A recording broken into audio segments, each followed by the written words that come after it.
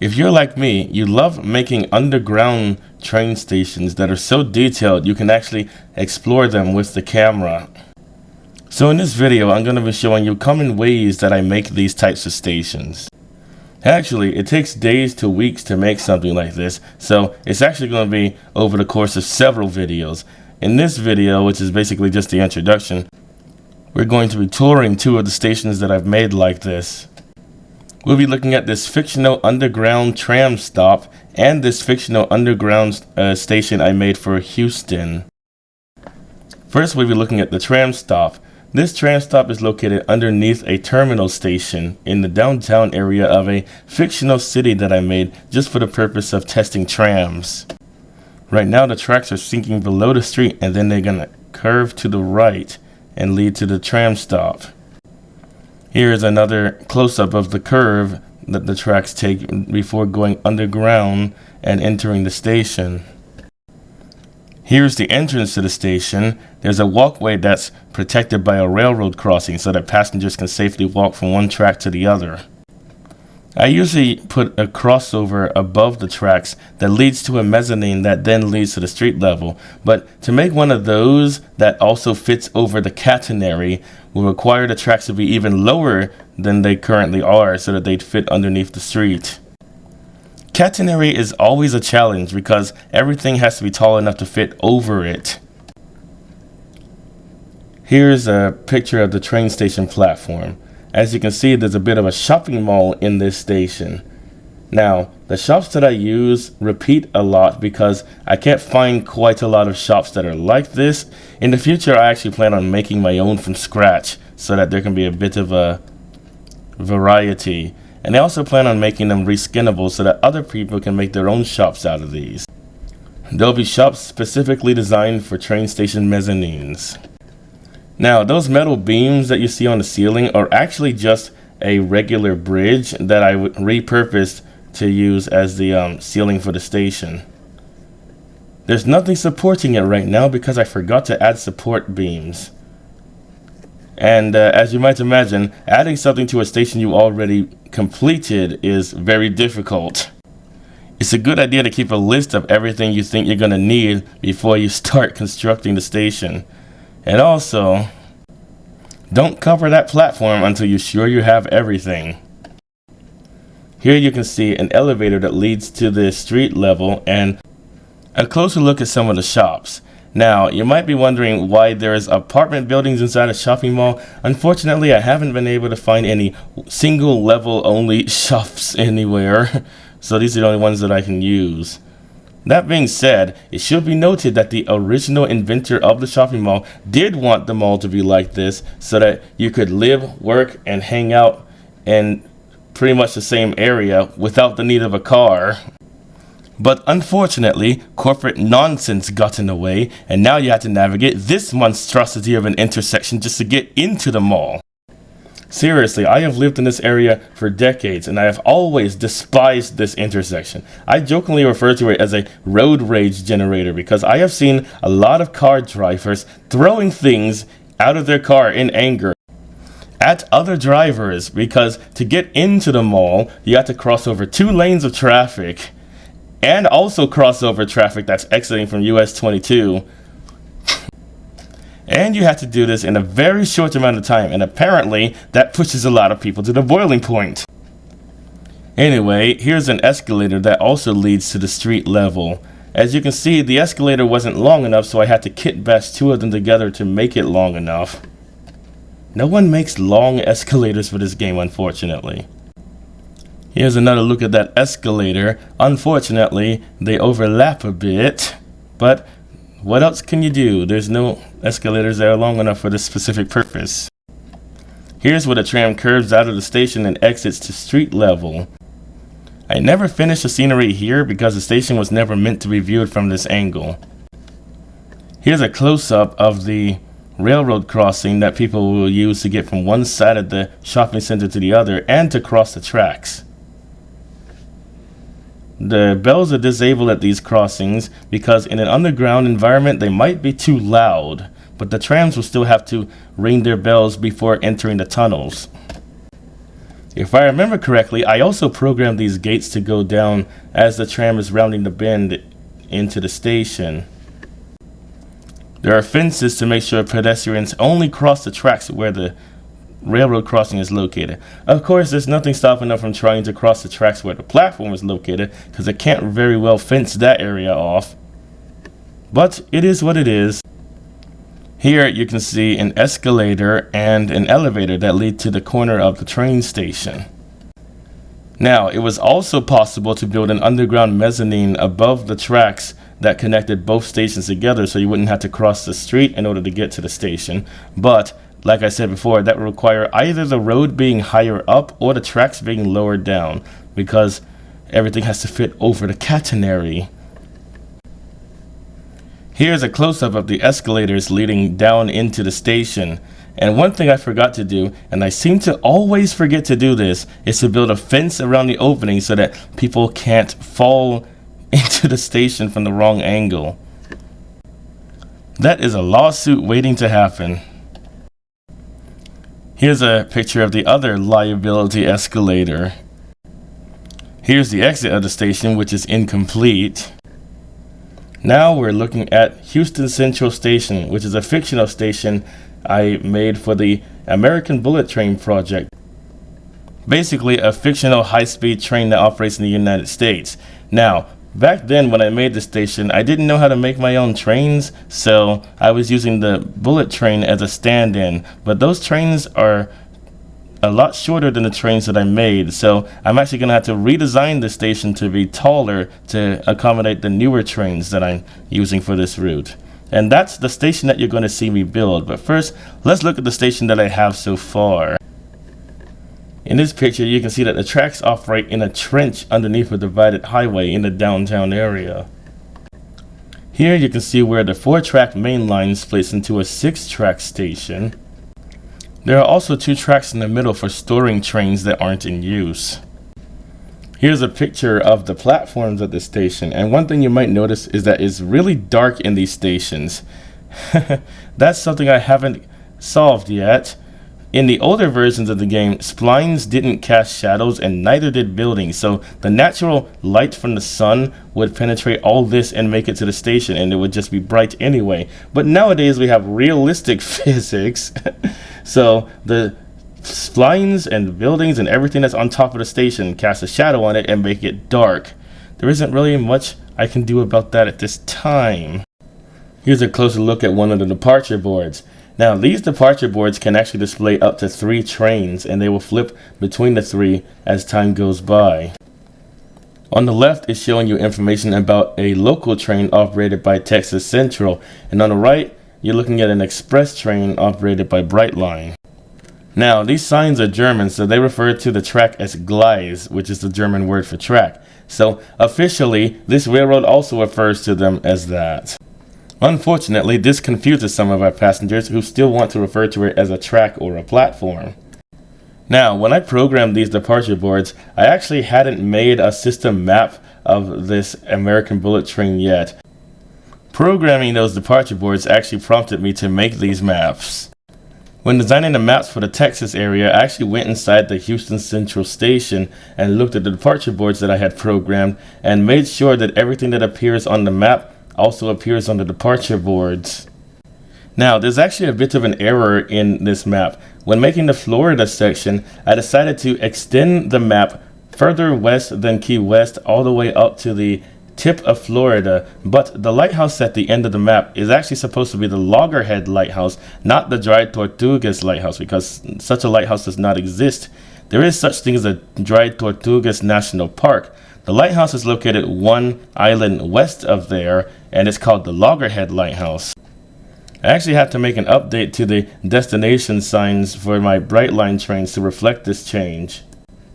Now, these maps actually have a small problem that I didn't even think about when making them, and that is that there are certain towns that are really close to each other that you can't go straight to by train. Instead, you have to go out of your way to a different location and then transfer to a train that goes to the city you're going to. And I actually didn't notice this problem until I was watching a video where someone was complaining about an issue he had with Amtrak, where there was a city he was trying to go to that wasn't that far by car, but to get there by Amtrak, he had to go to a different state and then transfer to the train that was going to his city. It wasn't until watching that video that I realized, oh shoot, I have that problem too. For example, if you're in Los Angeles and you want to go to New York City, the way this map is set up, you would have to go to Houston first and then transfer to a train that's going to Washington, D.C., then transfer to a train that's going to New York City. There's no direct line that goes from New York to San Francisco. At some point, I do plan on reworking this map and fixing that issue, but that will take a really long time. I have to look at cities on this map that are close to each other in real life and then build shuttles that connect to these cities. Whenever I make one of these stations, in order to make them seem unique, I always try to use devices that I don't always use in other stations. For example, this is a digital clock that I only ever use in this one station. I usually use one called the NSE clock. Here's a departure board showing a shuttle train that goes straight to San Antonio, which I apparently spelled wrong in this instance, and Laredo. Here is a train station sign. I don't remember the name, but I only ever used it in this one station. And in case you're wondering why it says Shinkansen, that's to differentiate it from the Houston station that's used only by Amtrak trains. Here we have departure boards for track 2 and track 3. Track 2 is showing an express train that's going to Minneapolis, and track 3 is showing one that goes to Chicago. On this departure board, there's a shuttle that's going straight to Dallas. Here's a picture of the exit to the station. The tracks are in an embankment underneath the street level. There are walls up to prevent people from falling onto the tracks, and these walls have windows so that you can look down and see the trains. Over here, the tracks ascend to street level, cross a divided highway, and then ascend even further until they're elevated, and then they leave the city. I made this primarily because I just happen to like making complex intersections in this game for the sheer purpose of testing what's possible. The left turn arrow turns red before a train enters the intersection, and there's also a no left turn train just in case the traffic light doesn't change in time. There are also side lights in the crossing on the side where people would be turning left onto the divided highway to remind people that there is in fact a railroad crossing here, and if those lights are flashing, do not attempt that left turn. Now, there are a lot of complex railroad crossings in real life that I don't like the design of, mainly because I personally don't find them safe, and whenever I try to make an intersection like this, I always try to see what I could do to improve on this design to make the intersection safer. A few examples of ways I normally design these intersections. The side that crosses the tracks will never have a stop sign. The side that crosses the tracks will never have a red traffic light while the crossing is active. Every side you could possibly put at the crossing will exist. So we're talking side lights and a no left turn train sign and a left arrow on the traffic light to make it as obvious as possible that a train is coming. Intersections that are frequented by commercial vehicles will have extended greens. There also won't be any traffic lights on the far side of the intersection. That way, if the traffic light turns yellow and there's still someone on the tracks, they won't feel compelled to stop. They will just keep going because there's nothing telling them, hey, you have to stop now. The traffic lights will also detect if there's anyone stopped on the tracks so that it won't change any lights to green until after everyone that's currently on the tracks has left the tracks. Now, because apparently I was feeling particularly evil that day, I also installed a tram crossing at the intersection. Here's another view of the intersection from the tram side of the crossing, and I'm just realizing that this intersection is actually illegal because the traffic lights are way too far away from the area where you're expected to stop. Here's a view of the escalator that connects the Shinkansen platforms to the mezzanine. And as you can see, once again, I forgot to install the fence to prevent people from falling down the escalator. Now, here's a picture of one of the side platforms. The side platform, rather than having side-by-side escalators, has two escalators, one in front of the other, because there wasn't enough space to put them side by side. One of them's the up escalator and the other one's the down escalator. The opening I made for the escalators on the side platforms is actually a bit too wide because of sizing issues I had with the assets that I used for making the floors and ceilings. Here's another escalator going down to one of the side platforms. Here's a picture of a passenger's view going down the down escalator onto the side platform. As you can see, there's a split second where you can see a gap between the top of the train station roof and the bottom of the mezzanine floor. I usually pretend that this is an area where all the equipment for the station is housed, like plumbing, electrical wires, etc. Now, I happened upon these departure boards years ago and I really liked them. You can put enough information on these departure boards to describe every single train that stops at this station, and still have some space left. I actually have to make a few changes to these departure boards because what was once the Southeastern Railroad is now Brightline. I didn't know about Brightline prior to making this train station, but shortly after I found out about it and I was like, okay, yeah, Brightline is definitely going to be handling all the Southeastern services. I actually made a Brightline reskin of my American Bullet Train and I really like the way the logos appear on it. I'm also currently working on another reskin that'll paint it in the Amtrak Avelia Liberty livery. Also, Texas Central no longer runs to Mexico City. While making the system map for the American Bullet Train, I created a new railroad that operates to Mexico City, and it's called the Ferrocarriles de Alta Velocidades de Mexico, or FAVM for short. FAVM is owned and operated by Ferromex. The train will wear a logo that I have not designed yet, but it'll be based on the Ferromex logo, which is a logo I think would look really good on a passenger train. You know what? There's actually a lot of lore that I've written about this railroad, and it would take way too long to go over all of it, so let's just get back to the video. There are also elevators to make the train stations more handicap accessible. Oh, and in case you're wondering what this train station looks like at night, unfortunately I forgot to install lighting at this station as well. These departure boards are actually located above every single escalator and elevator so that you know which trains you're descending towards. Here's one for all the trains that depart from platform 6 at the time the station was being built. Here's a picture of half of the mezzanine. As you can see, there's a glass roof above it. This allows us to save a lot of electricity on lighting because we only have to light it at night. During the day we get natural sunlight. Here's what I like to call a rail fanning window. This back wall was made completely transparent so that you could watch the trains entering and leaving the station, and they're allowed to blow their horns as they enter and leave the station as well. The glass is bulletproof to protect the trains from potential criminals.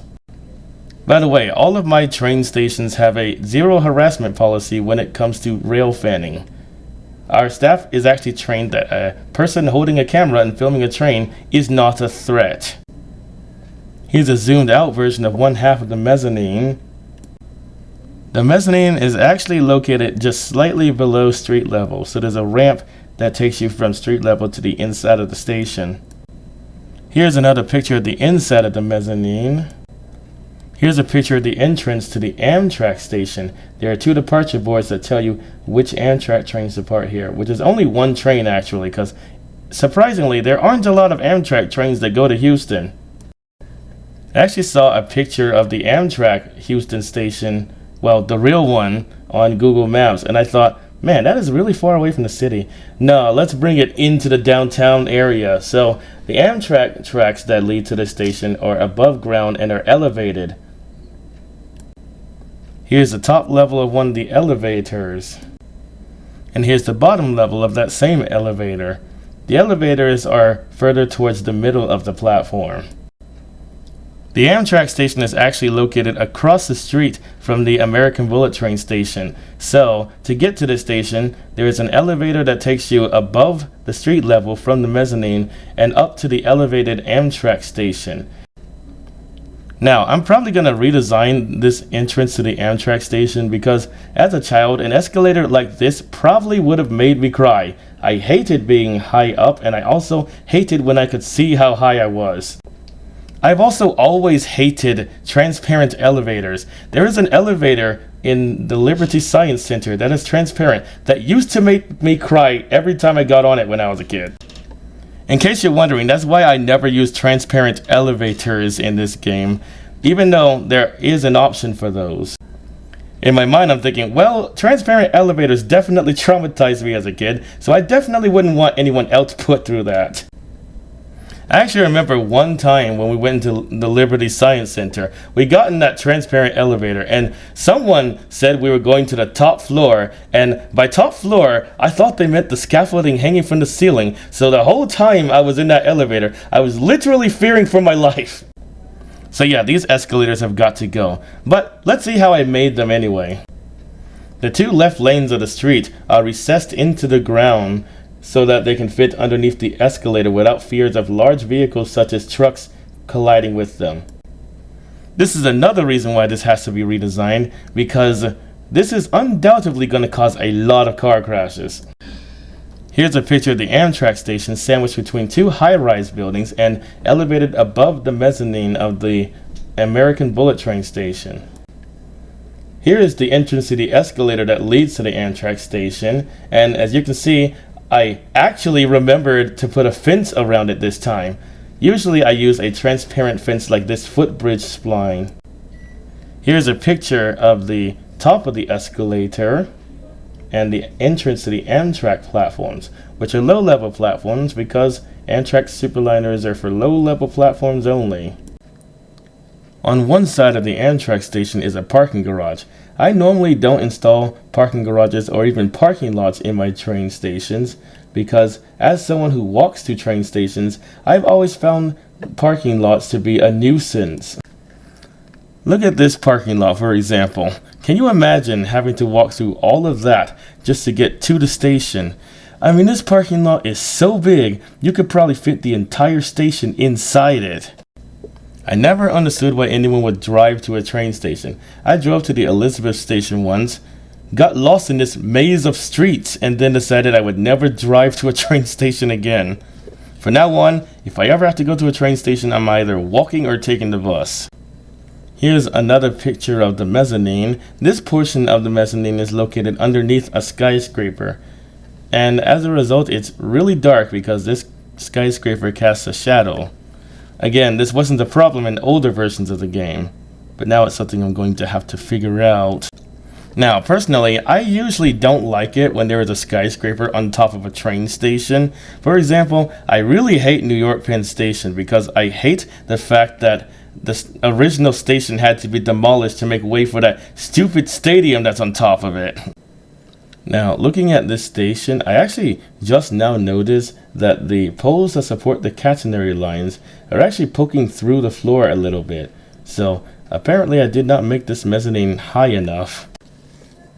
Here's a picture of one of the entrances to the station. There's a ramp that takes you from the sidewalk to the entrance of the station.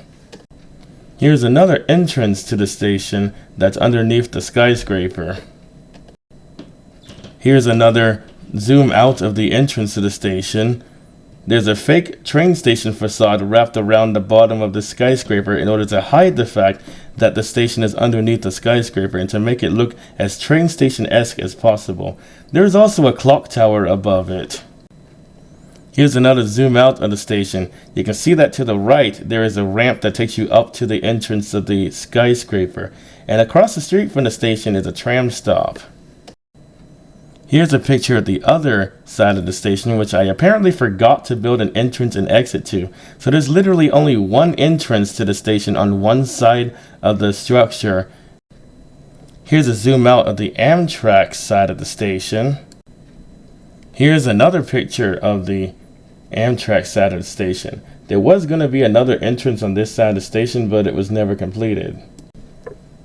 Okay, those are the 2 stations that I've built so far. I've actually built more in the past, but unfortunately, I didn't save them because back then I didn't know how to back up data.